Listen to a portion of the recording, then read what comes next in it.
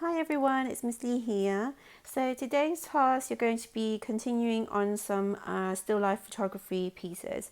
So on the side, I would have shown you 4 pictures to choose from, and you're going to take inspiration from that particular photo that you've chosen and create your own still life piece. Now, when I say take inspiration or copy, these are some of the ways you could do. You could either line up your lemons or whatever fruit and vegetables you have at home in corresponding to that first picture that I've shown.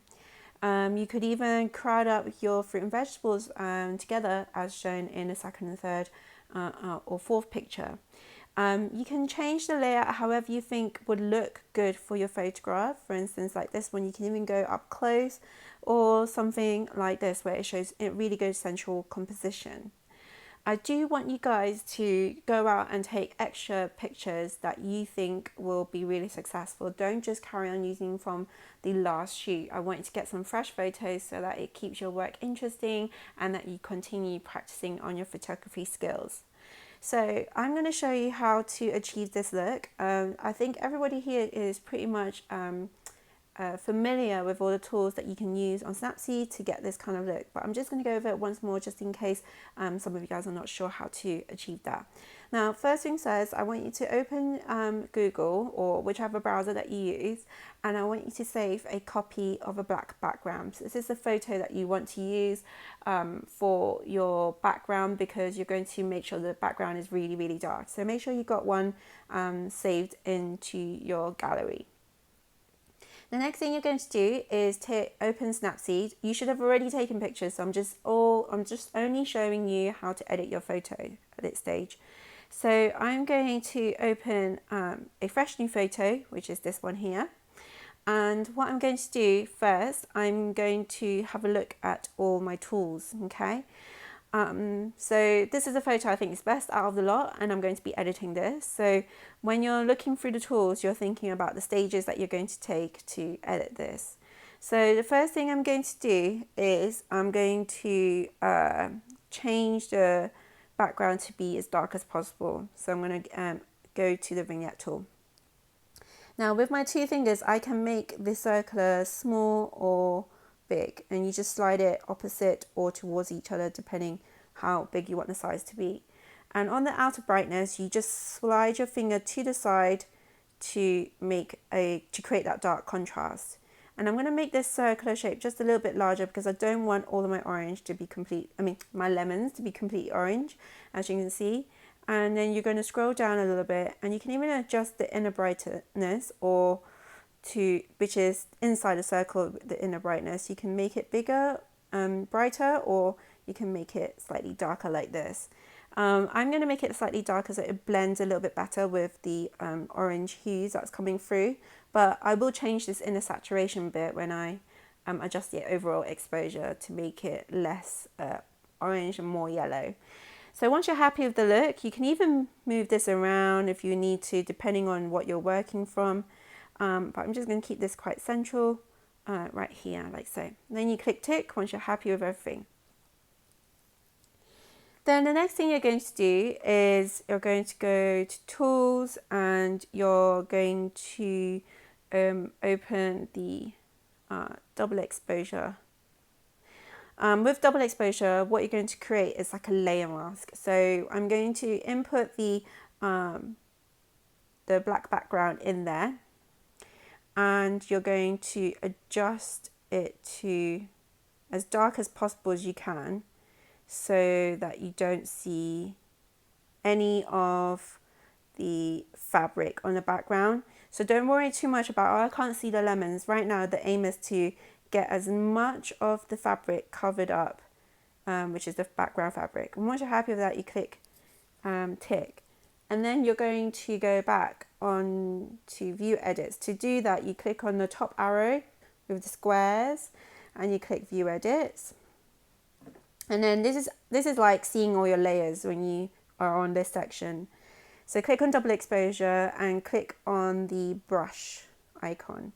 Now the main aim from this as a layer mask, you're only hiding things that you want to not show or reviewing things that you want to show. So what you're doing, I'm going to use you're going to use your fingers to go over it like so, and just cover the background to be as dark as possible. Now be very, very careful to not accidentally going over the lemon, but if you do, for instance, like so, you just simply turn your double exposure to 0 and just draw on top. At the bottom there's an eye icon which sort of tells you what areas you have drawn on, which is a really good way of indicating if you accidentally made a mistake and you didn't realize, because you can't always see it that clearly on the photo. Especially if you're working with black and white photos, you definitely want to use the eye tool, because I find it very useful using that particular tool. And the more zoomed in you are, the easier it is to go in to get those sort of details in there. You use your 2 fingers to slide up and down like so. Just be very careful to not accidentally draw in. And here like so. And then just move around as you go around.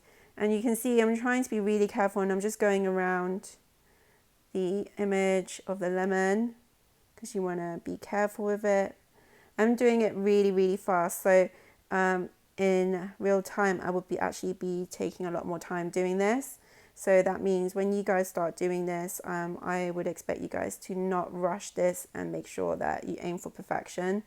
As shown in the slides, I've shown an example of one of my edits, and that didn't take 5 minutes to do. That actually took me a good hour or half an hour to achieve that kind of look. So because I'm always considering about the exposure, the composition and so forth, so I'm always going back into making sure it's perfect. And then you just double tap on the screen to zoom back out, and then that's pretty much done. And then that's a black background, and that's exactly what I wanted to do. I'm just going to, and then when you're doing this, just be mindful how you're sort of painting in your object. I'm just going on with a 25% to show darker areas, but if you think you don't really need it, you can obviously go back to 0 and just remove it completely if it's too much. And let's see, I'm just going to zoom in this area because I can still see some fabric, and I'm going to have the red tones. So to get the red tones, I basically click on the eye icon to achieve that look. And it's really useful when you've got the eye icon in there. And then I'm just going to go around like this.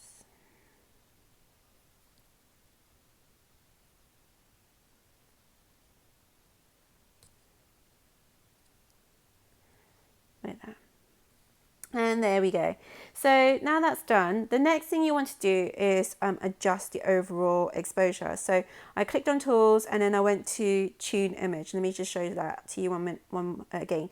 So tune image like there.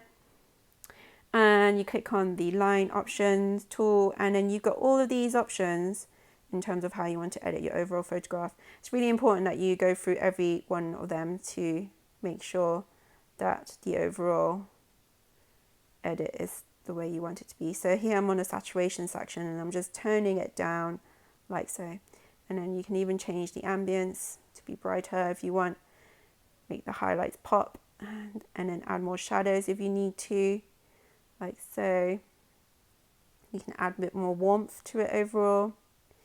I might go back into saturation just to add a little bit more colour back into lemons more like, and then add a bit more warmth like so, and the shadows again.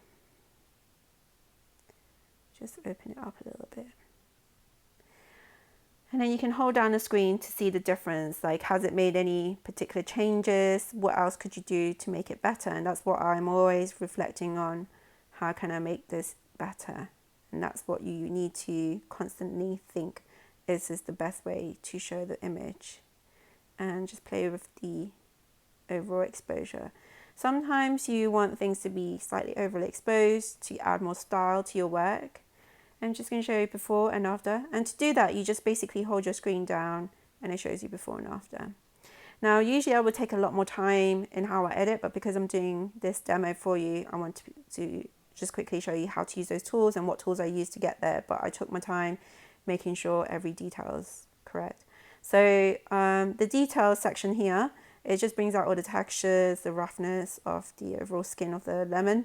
And you want to show those details because it adds more texture and interesting impact and effect to your overall photograph. So don't go all the way to the top, just look at your photograph and think about what is it that you're trying to show. And you just hold down the screen like so. You can even bring it all the way down this way, and that basically smooths the object. So this is great for portraiture if you want to smooth out skin and things like that. But for structure here, we really want to open up those textures like so. And it sometimes doesn't need to be really high up, okay? So now that's done, the next thing I want to do is crop. So I'm going to crop it in a little bit. I just feel like I could really zoom in onto the lemons and showcase it better when it's like this.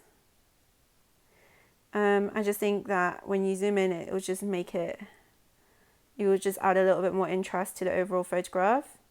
And then the next thing you're going to do is go to vintage, which is a filter option. And at this point, I'm choosing what filters that would look quite nice with it. I would like you to pick a filter that is quite natural looking. So for here, I'm going to choose number 12. And I quite like number 12 because it just makes it look more natural. There's something about it that is not overly empowering. You've got this really nice natural style. And you can change the vignette a little bit more as well. Starting to look more like orange, but it's fine. Like I said, I'm doing this really quickly to show you how to achieve that look because it took me a really long time to show the first example that I've done.